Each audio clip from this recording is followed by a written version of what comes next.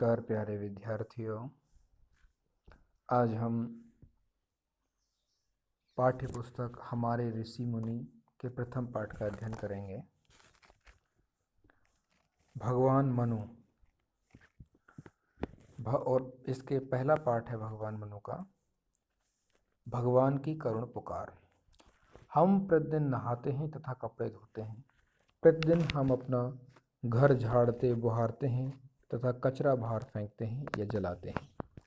लाखों वर्षों बाद कदाचित भगवान को भी ऐसा लगता होगा कि पृथ्वी बहुत मैली हो गई है, इसे पूर्णतः धोना चाहिए। तब सृष्टि की अपनी पद्धतियां हैं। कभी इतने प्रबल झंझावात और चक्रवात प्रारंभ हो जाते हैं कि सारे जीव जंतु, दुकान, मकान, पेड़ पौधे, यहाँ तक कि पहाड़ भी उड़ जाते हैं। उसे वायु प्रलय कहते हैं। कभी सर्वत्र आग लग जाती है, सूर्य भी उग्र रूप धारण करता है। नदी, नाले, सरोवर आदि सभी जलाशय सूख जाते हैं। सब सृष्टि जल भुनकर राख हो जाती है। उसे अग्नि। कभी लगातार वर्षा होती रहती है, महीनों तक, वर्षों तक पानी बरसता रहता है। नदी, नाले, तालाब सब भर जाते हैं, फिर भी पानी थमता नहीं। सब सीमाएं लांघकर समुद्र भी बढ़ता है, सब जलमय हो जाता है। संपूर्ण सृष्टि डूब जाती है, उसे जल प्रलय कहते हैं। देखिए प्यारे बच्चों, इस पाठ के माध्यम से, भगवान मनु पाठ के माध्यम से हमें यह समझाने का प्रयास किया है कि ये पूरा ब्रह्मांड जो बना हुआ है ये ईश्वर ने बनाया है। और जब मनुष्य इस पर रहते हैं, वर्षों, हजारों, लाखों वर्षों तक जब रहते हैं, तो कुछ ना कुछ अव्यवस्थाएं हो जाती हैं। जैसे वर्तमान समय में आप देख रहे हैं, ऑक्सीजन की कमी होना, पेड़ पौधों का कम होना, पहाड़ों की अत्यधिक खुदाई, पहाड़ों को काटना, खानों की अत्यधिक खुदाई। तो इससे प्रकृति में बहुत सारी अव्यवस्था फैल जाती है, जिसके परिणाम स्वरूप ईश्वर इस पृथ्वी को साफ करना चाहते हैं। ठीक उसी तरह जिस तरह हम प्रतिदिन अपने घर की सफाई करते हैं, लेकिन उसके माध्यम से ईश्वर के साफ करने कुछ तरीके यहाँ पर बताए गए हैं। जैसे जल प्रलय, सब कुछ जलमग्न हो जाना। अग्नि प्रलय, सब कुछ सूर्यदेव के द्वारा जला देना। तो इस प्रकार की बातें यहाँ पर बताई गई हैं। आगे देखिए, हजारों वर्षों पूर्व पृथ्वी पर सर्वत्र कूड़े के ढेर एकत्रित हुए थे। जहाँ तहाँ गंदगी नजर आ रही थी, सब अनुशासनहीन हो गए थे। वहाँ यहाँ तक कि मनुष्य ने मानवता छोड़ दी थी। वे पशुओं से भी हीनतर और हीनतम बन रहे थे। कोई भी अपने धर्म का पालन नहीं कर रहा था। पिता, पुत्र, भाई, बहन, पति, पत्नी, आप्त, स्वकीय, पड़ोसी नित्य आपस में झगड़ते थे और एक दूसरे के प्राण तक ले लेते थे। सर्वत्र अनाचार, अत्याचारों का भीषण तांडव चल रहा था। देव सभा में इस विषय की चर्चा हुई। सब ऋषि मुनियों ने पृथ्वी की भयानक स्थिति का वर्णन किया।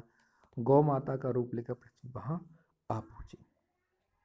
देखिए, आप लोगों ने गीता में भी सुना होगा कि भगवान श्री कृष्ण गीता में कहते हैं कि जब धरती पर अत्यधिक अनाचार और अत्याचार बढ़ने लगता है, धरती पर जब अव्यवस्थाएं होने लगती हैं, तो ईश्वर अपना अवतार धारण करते हैं और धरती को मुक्त करते हैं।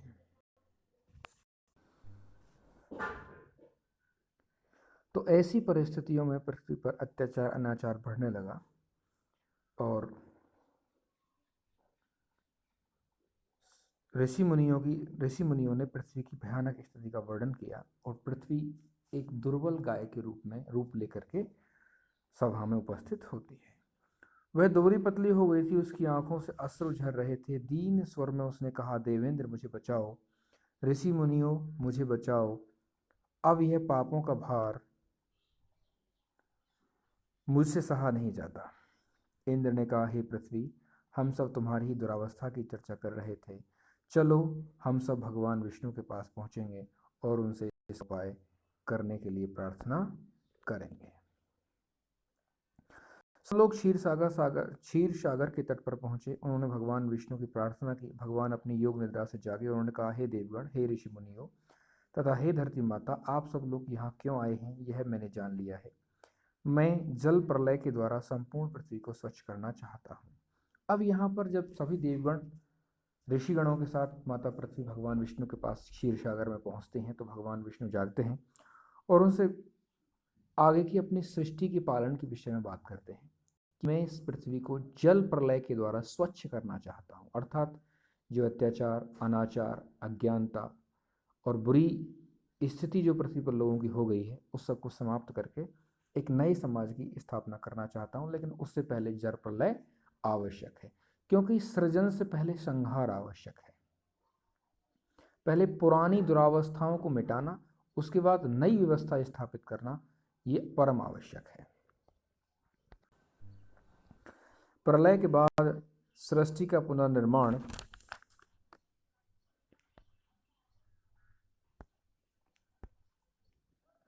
करना पड़ता है।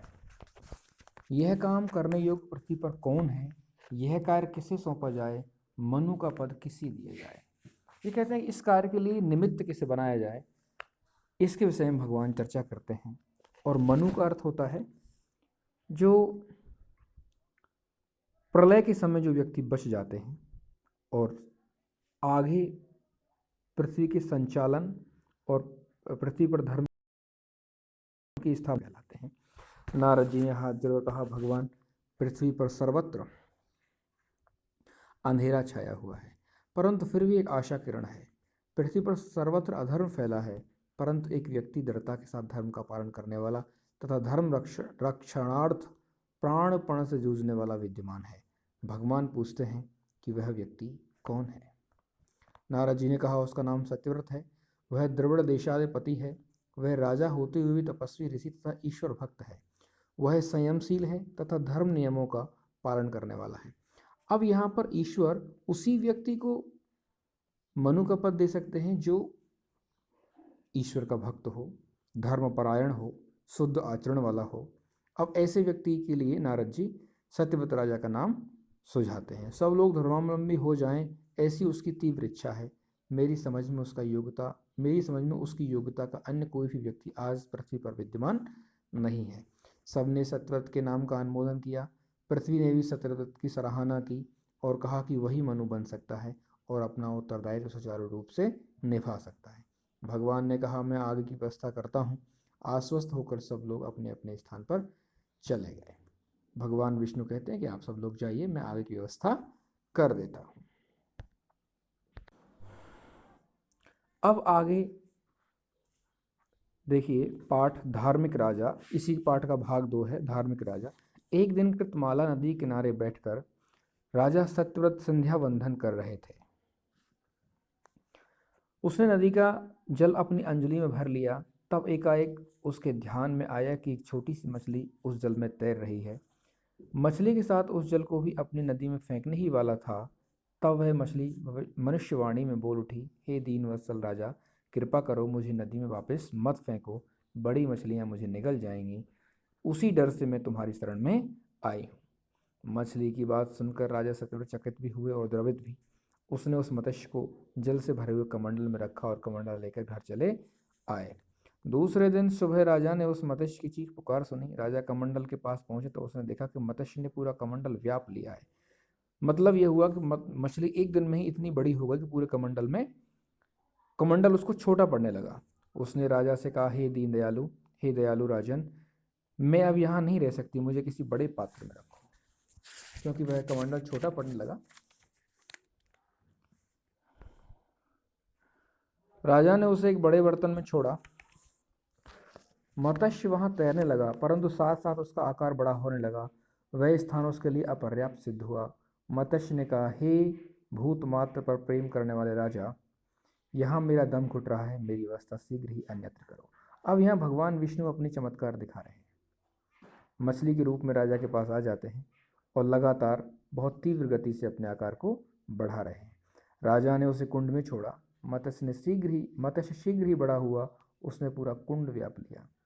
राजा ने उसे कुएं में छोड़ा तो 2 दिन में ही वह कुएं से बड़ा हुआ। राजा ने उसे तालाब में छोड़ा, परंतु कुछ ही दिनों में मत्स्य इतना बड़ा हुआ कि उस तालाब में उसका हिलना डुलना भी असंभव हुआ। उसे बड़े सरोवर में छोड़ा गया, वह भी शीघ्र अपर्याप्त सिद्ध हुआ। उसे नदी में छोड़ा गया, परंतु उसकी विशाल काया ने उस नदी को भी छोटा कर दिया। तब राजा उसे समुद्र में ले गया। यानी राजा ने जितने भी प्रयास किए उस मछली को बड़े से बड़े पात्र, बड़े से बड़े स्थान में रखने के, और उसके लिए वह सब छोटा पड़ने लगा। यानी भगवान विष्णु अपने चमत्कार दिखाने लगे। जब राजा को समुद्र में छोड़ने लगा तब मत्स्य ने कहा, समुद्र में नक्रादि हजारों भयानक जलचर रहते हैं, क्या तुम मुझे उन्हें दे रहे हो? वे तो सब मुझे खा जाएंगे। राजा ने कहा, हे मत्स्य देव, भला आपको कौन खा सकता है, आप ही सबको निगल जाएंगे। मुझे लगता है कि आप सर्वव्यापी, सर्वांतरात्मा, सर्वशक्ति संपन्न भगवान हो। मैं आपकी शरण में आया हूँ, आप ही बताओ कि अब मैं क्या करूँ।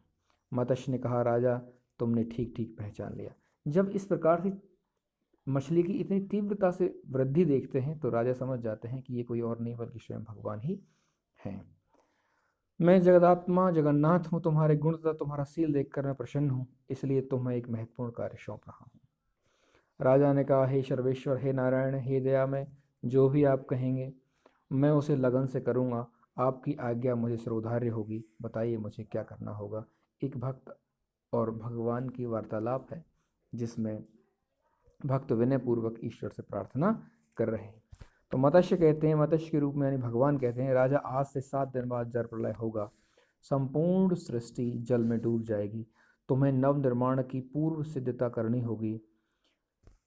अच्छे धान्य बीज, अच्छे पशु पक्षी, सप्तऋषि तथा सृष्टि को की जतन करने योग्य समस्त वस्तुओं का तुम संग्रह करो। प्रलय काल में एक बड़ी भारी नौका तुम्हारे पास आएगी। अपने चुने हुए सामान को लेकर तुम उस नौका पर चढ़ जाना। ऊंची ऊंची लहरों के कारण नौका बहुत डगमगाएगी, परंतु घबराना नहीं, मैं तुम्हें बचाने आऊँगा। तब मेरा शरीर आज से 1000 गुना बड़ा होगा। मेरे नाक पर एक सींग होगा। वासुकी सर्प की डोरी बनाकर अपनी नौका को तुम मेरे सींग से बांध देना। अब भगवान आने वाली समस्या के विषय में अपने भक्त को बता रहे हैं और उन्हें आदेशित कर रहे हैं कि आप उत्तम से उत्तम प्रकार के बीज, कुछ श्रेष्ठ ऋषि मुनियों को करो, और ठीक 7 दिन बाद मैं आप सबको सुरक्षित स्थान पर पहुंचा दूंगा। तुम्हें जल प्रलय से कोई बाधा नहीं पहुंचेगी। जब पानी उतर जाएगा और ज़मीन निकल आएगी तब तुम नए सिरे से सृष्टि का निर्माण करना और उसकी ठीक व्यवस्था करना, सबको अनुशासन में रखना। इतना कहकर जब वह महामत्स्य वहाँ से चला गया, राजा प्रभु की महिमा गाने लगा तथा प्रभु के आदेशानुसार सर्वोत्तम वस्तुओं का संग्रह करने लगा। कुल मिलाकर की बात यह है कि भगवान विष्णु ने जल प्रलय की पूरी व्यवस्था कर दी और राजा को भी आदेशित कर दिया है कि किस किस प्रकार से किन किन वस्तुओं का संग्रह करके आपको कहाँ पर आना है और किस तरीके से रहना है, और फिर जल प्रलय के बाद आपको किस प्रकार से एक उत्तम समाज का निर्माण करना है। अब जल प्रलय किस प्रकार से होती है, वह दिन आखिर आई जाता है जब जो जल प्रलय का दिन था। पानी रात दिन लगातार बरस रहा था, प्रतिपल उसका वेग बढ़ रहा था, मानो आकाश में छेद हो गया था। कुएं भर गए थे, नालियां भर गई थीं, नदी नाले बाढ़ पर थे। समुद्र नदियों का पानी वापस लौटा रहा था। नदियां उल्टी उल्टी बहने लगीं। फिर भी आकाश धो धो करता हुआ छू रहा था, अर्थात अत्यधिक बारिश हो रही थी, लगातार बारिश हो रही थी। गांव डूब गए। गांव के निवासी अपने घर द्वार छोड़कर भागने लगे, परंतु कहीं भागने की जगह नहीं थी, क्योंकि सर्वत्र पानी ही पानी था। सैकड़ों, हजारों, लाखों लोग डूबकर मर गए। कुछ लोग जैसे तैसे पर्वतों पर चढ़े, परंतु थोड़ी ही देर में पर्वत भी डूब गए। सारी सृष्टि जलमय हो गई। संपूर्ण पृथ्वी पर समुद्र ने अपना अधिकार जमा लिया। सब दूर पर्वताकार लहरें तांडव करने लगीं। बड़े बड़े पर्वत शिखर ढह गए, अर्थात चारों तरफ जल प्रलय हो गया। राजा सत्यव्रत अपनी चुनी हुई सामग्री लिए हिमालय के एक शिखर पर बैठा था। जैसे तैसे खा पीकर राजा और उसकी सहयोगी अपने आप को बचाए हुए थे। वे ठिठुर रहे थे, कांप रहे थे, परंतु ईश्वरी कृपा की आशाई किरण उन्हें जीवन दे रही थी। 7वें दिन की सुबह उन्हें दूर से कोई वस्तु समुद्र की सतह पर दिखाई देने लगी। धीरे धीरे वह बड़ी होने लगी और निकट आने लगी। अब उसका आकार स्पष्ट दिखाई देने लगा। आहा, वह तो एक बड़ा जहाज था। सब लोग आनंद से झूम उठे। वे तालियां बजाकर नाचने लगे। सत्यव्रत ने मत्स्य भगवान की प्रार्थना की। जहाज के साथ साथ महामत्स्य भी वहां पहुंचा। उसकी नाक पर बड़ी भारी सींग था। राजा सत्यव्रत ने वासुकी का उपयोग कर जहाज को सींग से बांध दिया। जहाज खाली था। सबने मिलकर जुटाया हुआ सामान जहाज पर चढ़ाया। अब वह महामत्स्य जहाज को लेकर सर्वत्र संचार करने लगा। कभी जहाज आकाश को छूता तो कभी वह गहरी खाई में धंसता। सबको लगता अब मरे तब मरे, परंतु सत्यव्रत ने सबका ढांढस बंधाया। अब ईश्वर अपने समस्त भक्तों को बचाते हुए जल प्रलय से बचा रहे हैं। एक मछली बहुत बड़े आकार में आती है और एक जहाज आता है, इसमें सभी लोग बैठ जाते हैं और जहाज को उस मछली से बांध दिया जाता है, मछली के सींग से, और सभी लोग आगे की तरफ बढ़ते हैं। धीरे धीरे पानी बरसना बंद हो गया, बादल छट गए, सूर्य नारायण के दर्शन होने लगे, धूप फैलने लगी, पर्वतों के शिखर दिखाई देने लगे, पानी और कम हुआ, जमीन दिखाई देने लगी, सागर अपनी मर्यादा में आ गए, नदियां अपने पात्र में सिमट गईं। क्योंकि कुछ दिन पहले पानी इतना बढ़ गया था कि किसी ने अपनी मर्यादा नहीं रखी। समुद्र भी इतने फैल गए थे कि कहीं कोई जगह नहीं बची थी। लेकिन कुछ समय बाद सब कुछ सामान्य होने लगा। तब राजा ने सरस्वती नदी के तट पर एक योग्य स्थान चुना और वहां पर सब सामान उतारा। प्रजा बढ़ने लगी, गांव बसने लगे। उस समय सब लोगों को सब काम करने पड़ते थे। उस समय न कोई नियम था, न अनुशासन था। जिसकी लाठी उसकी भैंस वाली कहावत चरितार्थ हो रही थी। हर आदमी अपना काम अधूरा छोड़ता था और दूसरे काम में लग जाता था। अनेक लोग स्वार्थवश अनाचारी तथा दुराचारी बने। कुछ लोग मारपीट करने लगे, यानी कि फिर दोबारा से वही सब दुरावस्थाएं फैलने लगी, वही सब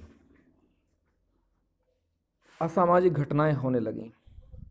एक दिन सब लोग राजा सत्यव्रत के पास आ पहुंचे। वे हाथ जोड़कर कहने लगे, महाराजा, आप केवल राजा नहीं, आप साक्षात भगवान मनु हो। आप भगवान के कृपा पात्र हो। आपने ही हमें निर्माण किया, पाला पोसा और बढ़ाया। अब आप ही हमें उबारो, हमारा मार्गदर्शन करो तथा आदर्श जीवन के पाठ पढ़ाओ। राजा सत्यव्रत ने कहा, देखो प्रजाजन, मत्स्य भगवान ने दुष्ट राक्षस हैग्रीव से चुराए हुए वेद वापस लाए हैं। मैंने उनका अध्ययन किया है। वेदों का अर्थ है विद्या, वेदों का अर्थ है जीवन दृष्टि, वेदों का अर्थ है अपना जीवन स्तर ऊंचा करना और अंत में परमेश्वर को प्राप्त करना। उन वेदों के आधार पर मैंने एक सृष्टि ग्रंथ लिखा है, वह सबके लिए उपयुक्त होगा, ऐसा मेरा विश्वास है। देखिए, वेद हमारे जीवन का आधार है, हमारी भारतीय संस्कृति का आधार है, हमारे जीवन जीने की पद्धति है। तो यहाँ पर भगवान वेदों को जब हिरग्रीव नाम के राक्षस से पुनः ले आते हैं और मनु भगवान उनका अध्ययन करते हैं, तो उनके आधार पर वह एक ग्रंथ लिखते हैं, इसे मनु स्मृति आगे बताया जाएगा आपको। प्रत्यक्ष जगत पिता ब्रह्मदेव ने मुझे जो ज्ञान दिया, उसी के आधार पर मैंने समाज व्यवस्था के नियम बनाए हैं। मेरी आप लोगों से प्रार्थना है, आप सब लोग उन नियमों का पालन करें। वे सब नियम मैंने विशिष्ट देश प्रदेश के लिए, विशिष्ट जाति या वंश के लिए अथवा विशिष्ट कालखंड के लिए नहीं बनाए हैं। मैं मनु हूँ, आप सब लोग मेरी संतान हैं, इसलिए आप लोग मनुज, मानव या मनुष्य कहलाओगे। मेरे बनाए इस ग्रंथ का उपनाम मानव धर्म होगा। इस धर्म का जो भी अनुसरण करेगा वह सुख संपत्ति, यश, ऐश्वर्य, कीर्ति तथा आनंद प्राप्त करेगा। उसका इहलोक तथा परलोक में कल्याण होगा। जो भी मानव धर्म के विपरीत आचरण करेगा वह अमानव अर्थात पशु कहलाएगा। यानी कि पशु कौन थे? जो मानव की तरह आचरण न करें वही पशु थे। वह पशु के सब सुख दुख प्राप्त वह पशु के सब दुख प्राप्त करेगा। मेरे ग्रंथ के अनुसार आचरण करने से सब दूर सुख के उद्यान खिलेंगे, यानी सब ओर सुख के उद्यान खिलेंगे। सुव्यवस्था उत्पन्न होगी तथा पृथ्वी पर स्वर्ग उतर आएगा, अर्थात पृथ्वी पर सभी प्रकार की सुख शांति समृद्धि होगी। सब जनता ने एक स्वर में कहा, हे महर्षि, उस मानव धर्म को हम आपके मुख से सुनना चाहते हैं, कृपया उसे सुनाइए। मनु ने कहा, वत्सो, मैं सब बातें तुम्हें बहुत आनंद से सुनाऊंगा, परंतु उसके लिए बहुत अधिक समय लगेगा। आज मैं आप लोगों को केवल प्रमुख बातें सुनाऊंगा। सब लोगों ने कहा, साधु साधु, धन्यवाद, सुनाइए। यानी कि मनु ने अपने ज्ञान का प्रसार किया और उस ज्ञान के प्रसार के द्वारा समाज का भला करना वो चाहे। अब यहाँ पर मनु स्मृति पढ़ेंगे, यानी कि जो महाराज मनु अपने कुछ चुने हुए नियमों को यहाँ पर बताएंगे। अब इसी पाठ के इस भाग में मनु स्मृति, अर्थात यहाँ पर मनु ने अपने ज्ञान का प्रसार करते हुए, समाज में अपने ज्ञान का प्रसार करते हुए लिखा है। भगवान मनु कहने लगे, मेरे इस ग्रंथ का नाम मानव धर्म शास्त्र है। धर्म ही मनुष्य की विशेषता है। धर्म को न मानने वाला, धर्म को तुच्छ कहने वाला, धर्म की उपेक्षा करने वाला जो भी होगा उसका अकल्याण होगा। तुम धर्म की रक्षा करो तो धर्म तुम्हारी रक्षा करेगा। धर्म पालन सबका कर्तव्य है। धर्म क्या है, उसका पालन किस प्रकार करना चाहिए, आदि बातें समझने के लिए मेरा यह ग्रंथ पढ़ना चाहिए तथा उसका मनन चिंतन करना चाहिए। संक्षेप में हम यह समझ सकते हैं कि धर्म क्या है। धर्म मानव को व्यवस्थित रूप से जीवन प्रदान करना सिखाता है कि जीवन किस प्रकार जिया जाए। धर्म मनुष्य को सुखपूर्वक जीवन जीने का मार्ग प्रदान करता है कि हम किस तरीके से व्यवस्थित जीवन जी सकते हैं। इस ग्रंथ में 12 अध्याय हैं तथा उनमें कुल मिलाकर 2684 श्लोक हैं, 2684 श्लोक हैं। वे सब अनुष्टुप छंद में ग्रंथित हैं या वर्णित हैं। प्रथम अध्याय, अब प्रथम अध्याय संक्षेप में दिया हुआ है। इसमें प्रथम अध्याय में परमेश्वर ब्रह्मदेव विश्व की निर्मित स्थूल जगत तथा सूक्ष्म जगत चातुर्वर्ण तथा स्त्री पुरुष के विषय में आए हैं। यानी कि इसमें जो प्रथम अध्याय है उसमें परमेश्वर ने विश्व का निर्माण ब्रह्मदेव ने किस प्रकार किया, इससे संबंधित बातें बताई हैं। स्थूल जगत, नदी, पर्वत, पहाड़, ये सब स्थूल जगत के अंतर्गत आते हैं। इनका निर्माण किस तरह हुआ। सूक्ष्म जगत, ये जो छोटे छोटे कीटाणु हैं, इनका कीटाणु हैं या अणु परमाणु हैं, इनका निर्माण कैसे हुआ, क्या हुआ, इस सब का वर्णन है। चातुर्वर्ण यानी कि चतुर्वर्ण जो हैं, ब्राह्मण, क्षत्रिय, वैश्य और शूद्र, और स्त्री पुरुष के विषय में आए हैं। इस पूरे अध्याय में इन सब का वर्णन है। एक बार ब्रह्मदेव ने अपनी ही देह के दो भाग बनाए। एक हुआ स्त्री देह तथा दूसरा हुआ पुरुष देह, अतः दोनों का समान महत्व है। दोनों में श्रेष्ठ कनिष्ठ मानना अयोग्य है। अब यहाँ पर स्त्री और पुरुष का निर्माण किस प्रकार होता है, यह महाराज मनु ने बताने का प्रयास किया है कि ब्रह्मदेव ने सृष्टि का निर्माण जब किया तो उन्होंने अपने देह से दो भाग किए, जिसमें एक भाग स्त्री का था और एक भाग पुरुष का था। द्विधा कृत्यात्मनो देहमर्घेन पुरुषो भवत् अर्धेन नारी तस्याम स विराजम सत्प्रभु। यानी कि इसका जो अर्थ है यहाँ पर दिया है कि एक हुआ स्त्री का और दूसरा हुआ पुरुष का, अतः दोनों का समान महत्व है और दोनों में कोई छोटा या बड़ा नहीं है। दोनों ही योग्य हैं, कोई भी किसी से अयोग्य नहीं है। आगे चलकर मनवंतर, 4 युग, 4 वर्ण के कर्म आदि विषयों का स्पष्टीकरण किया गया है कि 4 युग कैसे हुए, 4 वर्ण कौन कौन से हैं, कर्म किस प्रकार से होने चाहिए, इन सब का स्पष्टीकरण इस अध्याय में किया गया है। फिर दूसरा अध्याय शुरू होता है और दूसरे अध्याय में बताते हैं धर्म का महत्व समझाया है। मानवीय जीवन में श्रेष्ठ कर क्या है और उसे किस प्रकार प्राप्त करना चाहिए, यह बताया गया है। उसमें 4 वर्णों की व्यवस्था तथा उसका महत्व बतलाया गया है। उसमें ब्राह्मणों के विशेष दायित्व का निर्देश है। इस देश के ब्राह्मण केवल जन्मे हैं इसलिए ब्राह्मण नहीं होंगे, वे सच्चे ब्रह्मोपासक होंगे। किसी घर में केवल जन्म लेने से कोई ब्राह्मण नहीं होता है और ना ही पहले इस प्रकार की कोई व्यवस्था थी। पहले एक ही पिता की संतान ब्राह्मण, क्षत्रिय और शूद्र और वैश्य हुआ करते थे।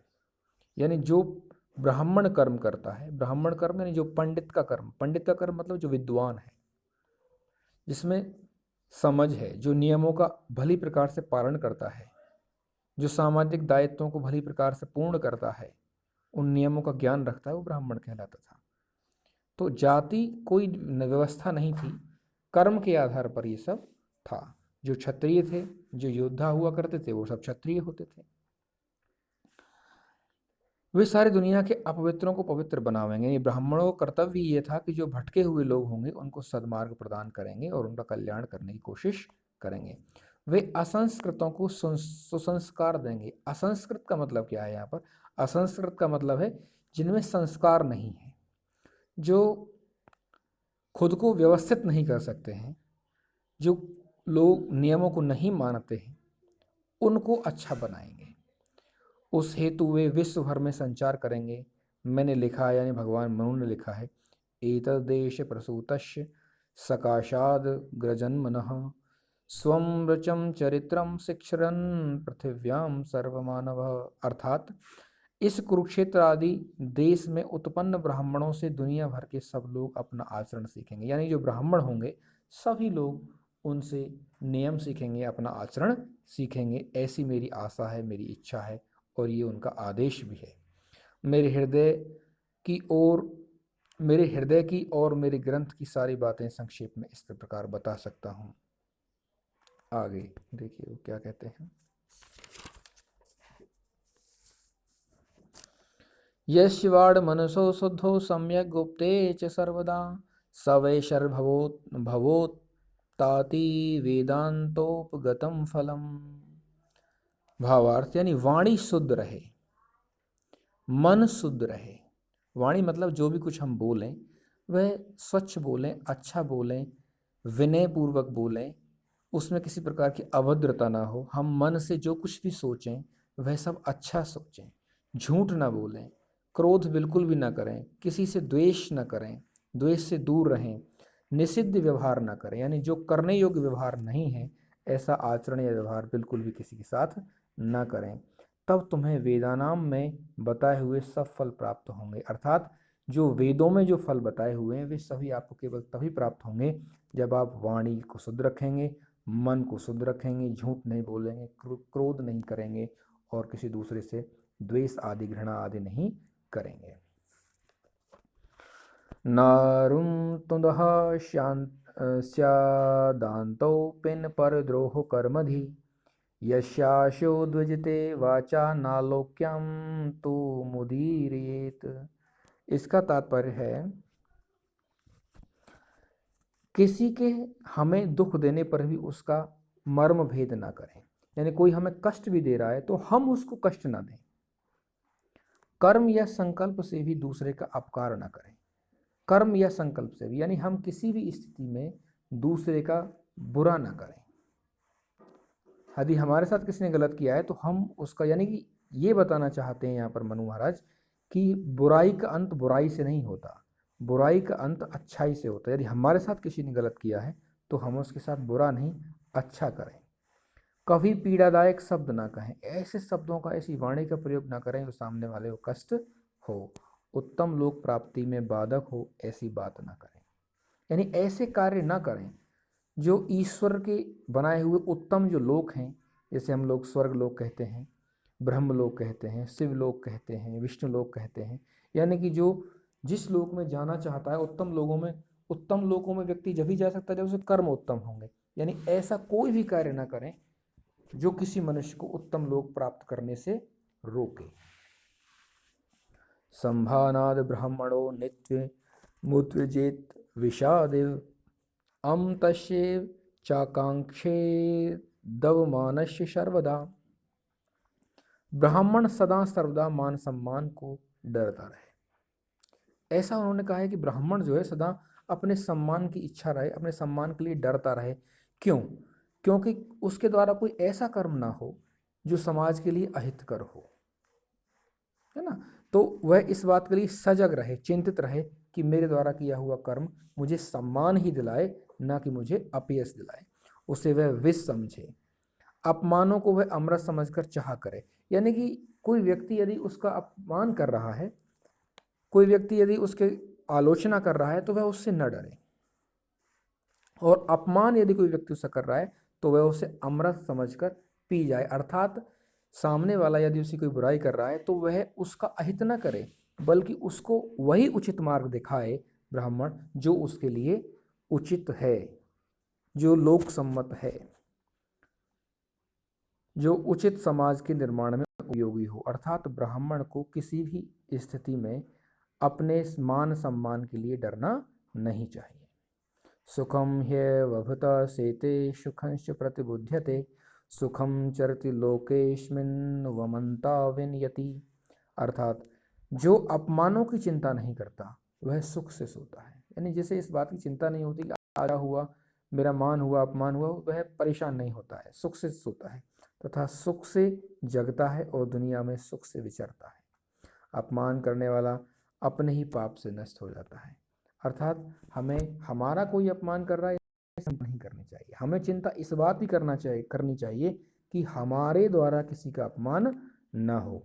क्योंकि यदि हम किसी का अपमान करेंगे तो हम नष्ट हो जाएंगे, और यदि हमारा कोई अपमान करेगा तो हम सुखपूर्वक रहेंगे, हम उस विषय में ज़्यादा चर्चा ही नहीं करेंगे, ज़्यादा परेशान नहीं होंगे, अपने अपमान की हम चिंता ही नहीं करेंगे। ऐसी शिक्षा मनु यहाँ पर दे रहे हैं द्वितीय अध्याय में।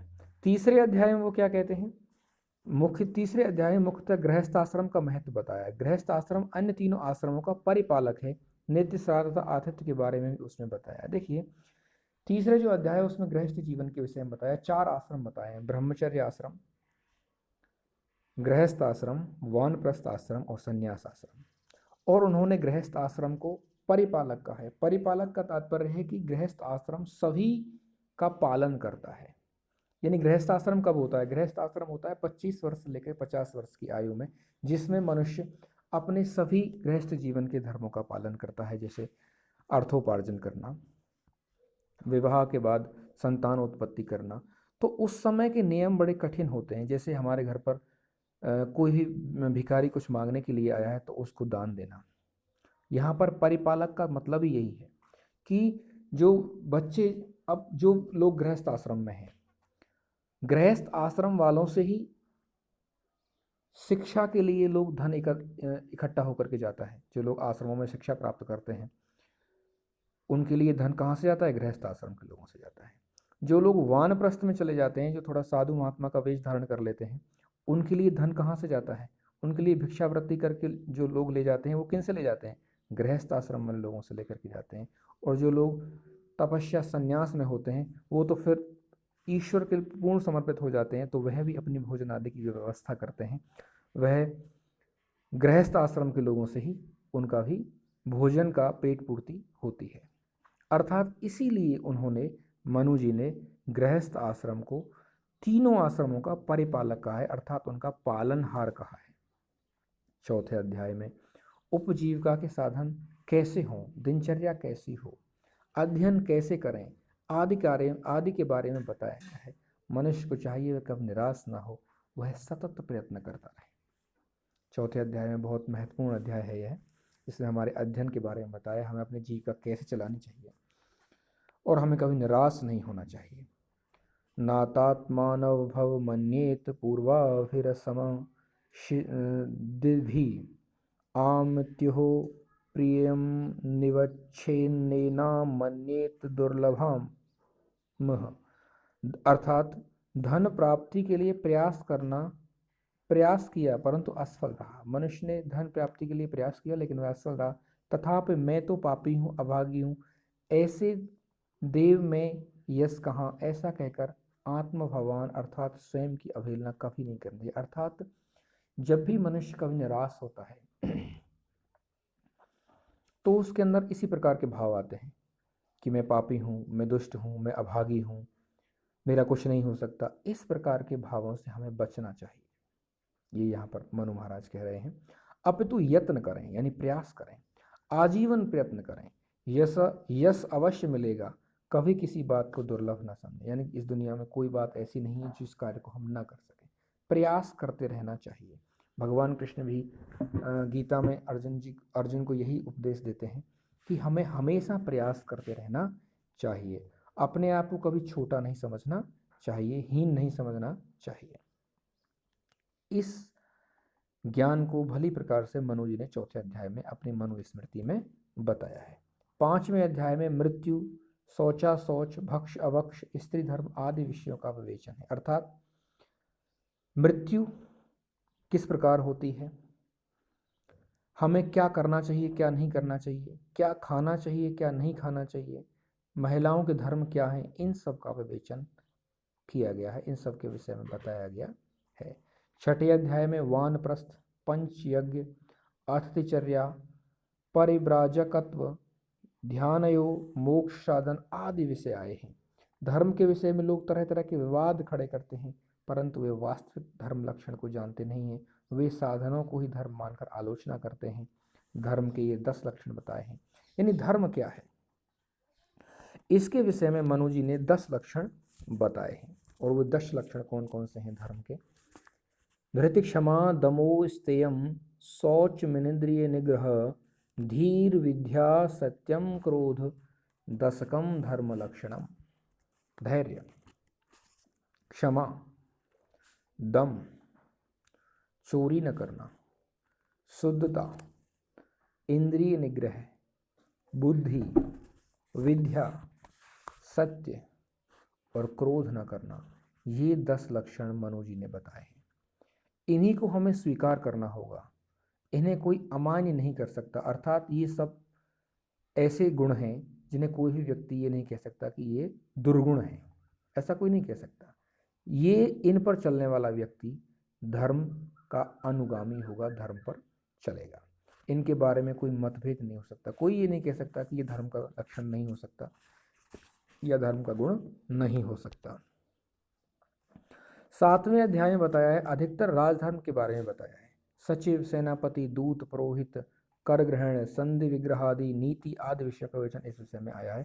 यानी कि 7वें अध्याय में उन्होंने राजधर्म किस प्रकार से करना चाहिए, सचिव का क्या कर्तव्य है, सेनापति कैसा होना चाहिए, दूतों को क्या कर्तव्य है, पुरोहित यानी पंडित वगैरह जो होते हैं, वो राजकीय पंडित जो होते हैं, उन्हें क्या करना चाहिए, कर किस प्रकार से लेना चाहिए, किस प्रकार से एक दूसरे राजाओं से संधि के नियम बनाने चाहिए, संधि करनी चाहिए, नीति क्या है, इन सब का जो ज्ञान है, धर्म प्रशासन किस प्रकार से चलाया जाए, ये सभी ज्ञान का जो वर्णन किया है वो 7वें अध्याय में मनु जी ने किया है।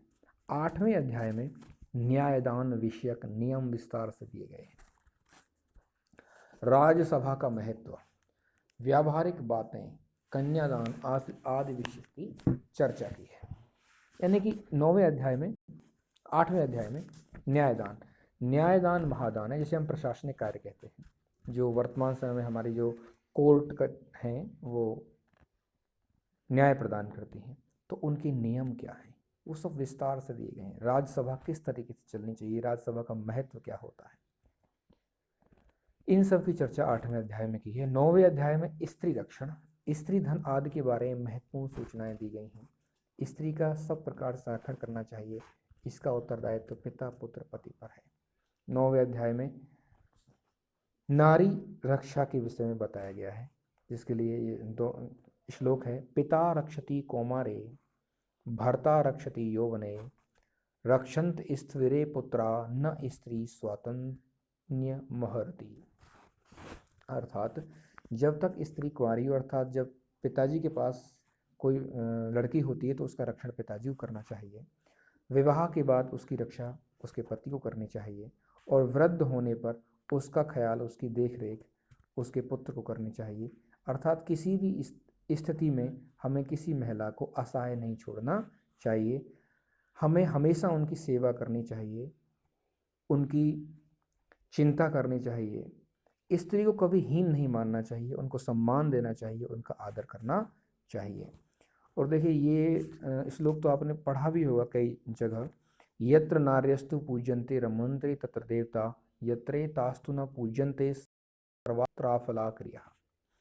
जिस कुल में पिता पति इत्यादि के द्वारा नारी का पूजन होता है, यानी जिस जगह सभी लोग नारी का पूजन करते हैं, हर स्थिति में, नारी माँ भी होती है, नारी बहन भी होती है, नारी पत्नी भी होती है, तो सभी रूपों में जब नारी का पूजन होता है वह उस घर में सुख शांति रहती है, वह घर सुख से परिपूर्ण रहता है। इसके विपरीत जिस घर में नारी का अनादर होता है उस घर पर देवताओं का रोष रहता है, अर्थात उस घर को देवता नष्ट कर देते हैं और उसके सभी कार्य असफल हो जाते हैं, उस घर की सब प्रकार से अवनति होती है। ये सब बातें 9वें अध्याय में बताई गई हैं। और 10वें अध्याय में वर्णों के कर्तव्य बताए हैं तथा धन प्राप्ति और मानवीय जीवन हेतु का निर्देश है। आपद धर्म का विवेचन किया है। देखिए वर्णों का कर्तव्य, ब्राह्मण क्षत्रिय वैश्य और शूद्र के क्या कार्य हैं, वे सब हमें किस प्रकार से करने हैं, वो कर्तव्य इस अध्याय में बताए हैं। धन किस प्रकार से प्राप्त करना चाहिए, धन प्राप्ति के कौन कौन से साधन उचित हैं और कौन कौन से साधन अनुचित हैं, इनका वर्णन इस अध्याय में किया गया है। मानव जीवन किस प्रकार से जीना चाहिए उससे संबंधित निर्देश इस अध्याय में दिए गए हैं। और आपद धर्म का भी विवेचन किया गया है, अर्थात जब कभी संकट काल की स्थिति आती है तो वहाँ पर हमें क्या करना चाहिए। जैसे वर्तमान समय जो चल रहा है वह आपद काल है, चारों तरफ महामारी फैली हुई है और उसमें हमें क्या करना है, सब लोग अपने अपने स्तर से सहायता कर रहे हैं, यही आपद धर्म है। यानी जैसी परिस्थिति है, जैसी आपदा है, उस आपदा से निपटने के लिए, उस आपदा को समाप्त करने के लिए, उस आपदा से बाहर निकलने के लिए जो प्रयास किए जा सकते हैं, वही आपद धर्म कहलाता है। तो ये 10वें अध्याय में ये सब बातें बताई गई हैं। 11वें अध्याय में स्नातकों के प्रकार बताए हैं तथा पश्चाताप और प्रायश्चितों का निवेदन है। स्नातकों के प्रकार से तात्पर्य है कि जब विद्यार्थी शिक्षा ग्रहण करते थे तो उनको उपाधियां मिलती थी।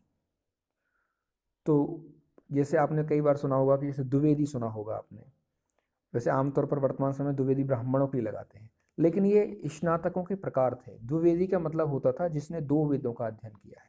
त्रिवेदी का मतलब होता है जिसने 3 वेदों का अध्ययन किया है। और चतुर्वेदी का अर्थ होता है जिसने 4 वेदों का अध्ययन किया है।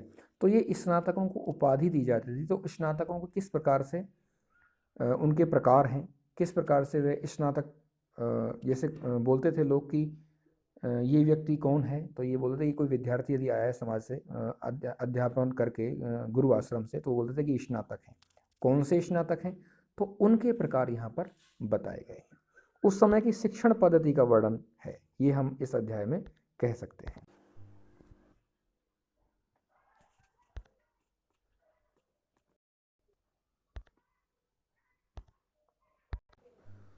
यानी कौन से कर्म शुभ हैं, कौन से कर्म अशुभ हैं, मानव को किस प्रकार से मोक्ष की प्राप्ति होती है, इन सब लक्षणों का वर्णन 12वें अध्याय में किया गया है। अब इस पाठ का अगला भाग है मानव धर्म। यानी मानव धर्म क्या है, इसके संबंध में मनु महाराज ने यहाँ पर बताने का प्रयास किया है।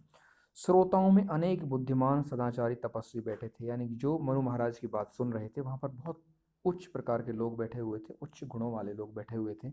उनमें से एक थे भृगु। भृगु मुनि हुए हैं और बहुत उत्तम मुनि हुए हैं, बहुत श्रेष्ठ मुनि हुए हैं। उनका अधिकार बहुत बड़ा था, वे भगवान विष्णु तक की परीक्षा ले सकते थे और उस समय उन्हें लात मार सकते थे। ऐसे ऋषिवर मनु महाराज का सब व्याख्यान प्रवचन सुनकर भाव विभोर हो जाते हैं। देखिए, एक इस प्रकार की कथाएं हमारे शास्त्रों में मिलती हैं कि एक बार ब्रह्मा विष्णु महेश की परीक्षा लेने के लिए भृगु महाराज को तैयार किया गया और उन्होंने परीक्षा ली। तो परीक्षा के दौरान भगवान विष्णु की छाती को उन्होंने लात मारी थी। इस इतने महान व्यक्तित्व वाले ऋषि मुनि भृगु महाराज वहाँ पर बैठे हुए थे और वह भी इन वचनों को सुन करके, इन बातों को सुन करके भाव विभोर हो जाते हैं।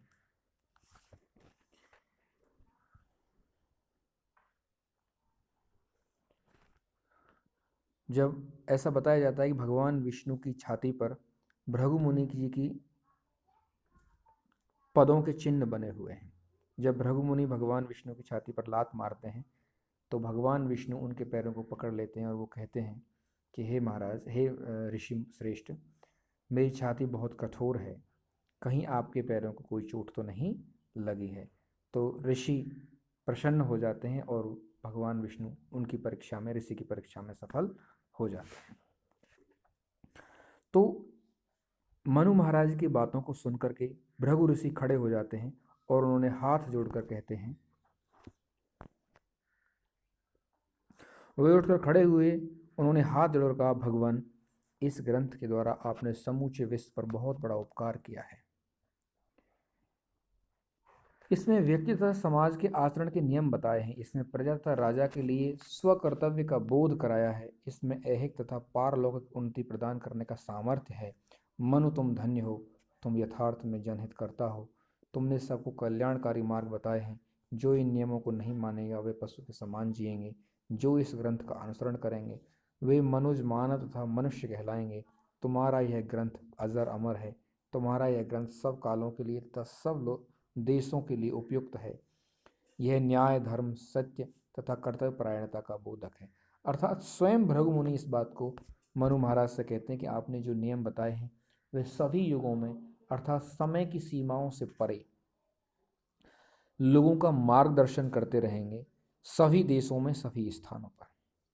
मैं हाथ उठाकर प्रतिज्ञा करता हूँ कि गांव गांव में, नगर नगर में और देश विदेश में जाकर इस ग्रंथ का प्रचार प्रसार करूँगा। यानी भृगु महाराज तभी से भृगु मुनि उस ग्रंथ के प्रचार प्रसार में संलग्न हो जाते हैं। मैं अपना संपूर्ण जीवन इसी कार्य में लगा दूंगा। इस कार्य में जो भी तन मन धन से मेरा साथ देने के लिए उत्सुक हो वह कृपया हाथ उठाकर ओंकार ध्वनि करें, अर्थात मेरे साथ स्वीकृति प्रदान करें और मेरे साथ इस ग्रंथ के प्रचार में मेरे साथ दें। भृगु महामुनि ने इस प्रकार के आह्वान करते ही सभा में बैठे हुए सभी लोगों ने अपने दोनों हाथ उठाए। उनके दीर्घ ओंकार ध्वनि से सारा आकाश गूंज उठा। मनु ने भृगु को गले लगाया और उन्हें आशीर्वाद दिए। यश श्री सदानंद कल्याणमस्तु, अर्थात तुम्हें यश ऐश्वर्य तथा नित्य आनंद मिले, तुम्हारा सब प्रकार से कल्याण हो। श्रीमद् भागवत में स्कंद 3 तथा 4 में मनु के विषय में इस प्रकार की जानकारी दी हुई है। श्रीमद् भागवत पुराण के स्कंद 3 और 4 में ये बताया गया है सृष्टि का विकास ठीक प्रकार से कैसे होगा। इसकी ब्रह्मदेव को बहुत चिंता लगी हुई थी। उन्होंने जो द्विपाद पशु निर्माण किया था, यानी मनुष्य को ही द्विपाद पशु बोला गया है, जिसके 2 पैर हों, उसकी उसे विशेष चिंता थी। क्या यह भी अन्य पशु जैसा ही होगा? क्या यह पेट को ही सर्वश्रेष्ठ मानेगा? देखिए, सभी जो पशु प्रवृत्ति क्या है? पशु प्रवृत्ति यही है कि केवल अपने पेट का पालन करना। पशु जब चारा चर रहे होते हैं तो उनके चारे के पास कोई पशु आता है तो वह सींग मार करके उसको हटा देते हैं। तो जब मनुष्य यानी 2 पैरों वाला जो पशु यानी मनुष्य जो है, उसके विषय में ब्रह्मदेव को ये सब चिंताएं थीं और वो सोचते थे कि क्या ये सर्वश्रेष्ठ पेट को ही सर्वश्रेष्ठ मानेगा? मैंने बुद्धि, मन, वाणी आदि बातें दी हुई हैं, इनका वह दुरुपयोग ही करेगा। इसे अनुशासन कौन सिखावेगा? मेरी इच्छा है कि यह द्विपाद पशु धर्ममय जीवन व्यतीत करे। अर्थात मनुष्य के लिए भगवान ब्रह्मदेव को यह चिंता है कि वह धर्ममय जीवन यानी एक नियम के अनुसार अपने जीवन का पालन करे। आहार निद्रा भय मैथुनंद सामान्य मेतद पशुभिर्नराणाम धर्मो हि तोषामधिको विशेषो धर्मेणहीन पशु भी समाना।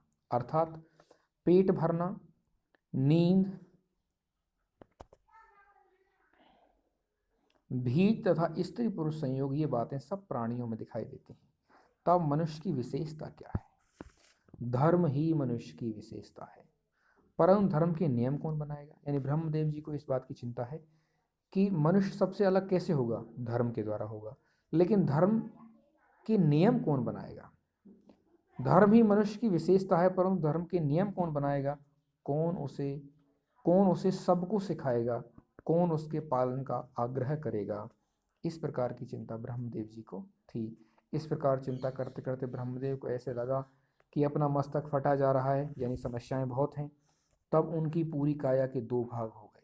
यानी इन्हीं विचारों में वो चिंता मग्न थे ब्रह्मदेव कि जो मनुष्य का निर्माण जब मैं कर रहा हूँ तो वह पशुओं से किस प्रकार अलग होगा, उसके नियम क्या होंगे, धर्म क्या होगा, उन धर्म का पालन कौन करेगा, कौन उसका पालन करवाएगा, कौन उन नियमों को बताएगा। इन सब चिंताओं में जब वे थे तो उनके मस्तक में पीड़ा होती है।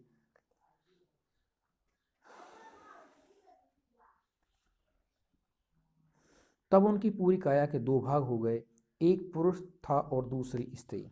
पुरुष का नाम हुआ मनु और स्त्री का नाम हुआ शत्रुपा। दोनों एक दूसरे के लिए ही बने थे। दोनों का विवाह हुआ, पति पत्नी के रूप में गृहस्थी चलाने लगे और आगे फिर इसी प्रकार से विकास होता चला गया। इस युगल को प्रियव्रत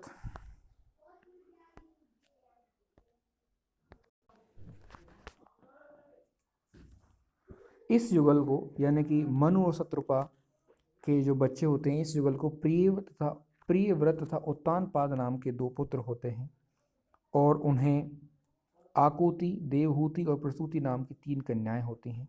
उन्हीं की प्रजा विश्व भर में फैल गई, यानी मनुष्य का निर्माण इन्हीं लोगों से हुआ।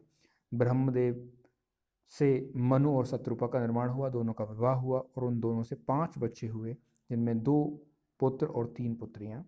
2 पुत्र प्रियव्रत और उत्तानपाद और पुत्री आकुति, देवहूति और प्रसूति। हर मनुष्य को मनु का आदर करना चाहिए तथा उनके बताए हुए मूलभूत सिद्धांतों को आचरण में लाना चाहिए। 100 वर्ष तक जीवित रहने के बाद मनु तथा शत्रुपा इस लोक को छोड़कर चले गए, परंतु उनका मनु स्मृति नाम का ग्रंथ आज भी विश्व भर के मानवों का मार्गदर्शन कर रहा है। यानी कि जो हम लोग पढ़ते हैं मनु स्मृति, जिसके कुछ सिद्धांतों को हमने अभी पढ़ा है, वह एक मानव को एक शासन प्रशासन व्यवस्था प्रदान करता है कि मनुष्य किस प्रकार जिए, किस प्रकार से वह आचरण करते हुए परलोक को प्राप्त कर सकता है, ईश्वर के धाम को प्राप्त कर सकता है। इन सब बातों की व्यवस्था इस पाठ में बताई गई है, इस ग्रंथ में बताई गई है। अब इस पाठ से संबंधित कुछ प्रश्नों पर हम चर्चा करते हैं। कुछ महत्वपूर्ण प्रश्न हैं। सूर्य के उग्र रूप से कौन सी प्रलय उत्पन्न होती है? अग्नि प्रलय। संपूर्ण पृथ्वी के जल में डूब जाने को कौन सी प्रलय कहते हैं? जल प्रलय कहते हैं, जो इस पाठ में बताई गई है जल प्रलय होती है। पृथ्वी पर सर्वत्र किस प्रकार का तांडव चल रहा है? पृथ्वी पर सर्वत्र अत्याचार, अनाचार, दुराचार का तांडव चल रहा है। देव सभा में ऋषि मुनियों ने क्या वर्णन किया? देव सभा में ऋषि मुनियों ने पृथ्वी की भयानक स्थिति का वर्णन किया कि पृथ्वी पर किस प्रकार के अत्याचार हो रहे हैं। पृथ्वी किसका रूप लेकर देव सभा में पहुंची? गौ माता का रूप लेकर के देव सभा में पहुंचती है। सभी देवगण और ऋषि मुनि पृथ्वी की दुरावस्था की चर्चा करने किसके पास गए? भगवान विष्णु के पास। भगवान विष्णु क्या करना चाहते थे? भगवान विष्णु जल प्रलय करना चाहते थे। जल प्रलय के द्वारा वे संपूर्ण पृथ्वी को शुद्ध एवं स्वच्छ करना चाहते थे। सृष्टि का पुनर्निर्माण करने वाला कहलाता है मनु। राजा सत्यव्रत कहाँ के राजा थे? द्रविड़ देश के राजा थे। राजा सत्यव्रत किस नदी के तट पर बैठकर संध्या वंदन कर रहे थे? कृतमाला नदी के तट पर। मछली की बात सुनकर राजा ने क्या किया? राजा ने उसे कमंडल में रख लिया। मछली तालाब में कितने दिन रही? 2 दिन। मत्स्य ने राजा से क्या कहा? मत्स्य ने कहा कि हे राजा, आज से 7वें दिन जल प्रलय होगी जिसमें मैं तुम्हारी रक्षा करूंगा। मत्स्य ने जाते जाते राजा को क्या आदेश दिया? मत्स्य ने आदेश दिया, तुम नए सिरे से सृष्टि का निर्माण करना और उसकी ठीक व्यवस्था करना, उसको उचित मार्ग दिखाना। इन लोगों ने अपनी जान बचाने के लिए क्या किया? पर्वतों पर चढ़ गए। जब जल प्रलय हुई तो सभी लोग पर्वतों पर चढ़ गए। राजा सत्यव्रत कितने दिन तक हिमालय पर बैठे रहे? 7 दिन तक। 7 दिन के बाद एक जहाज आता है और मत्स्य के रूप में भगवान उनकी रक्षा करते हैं।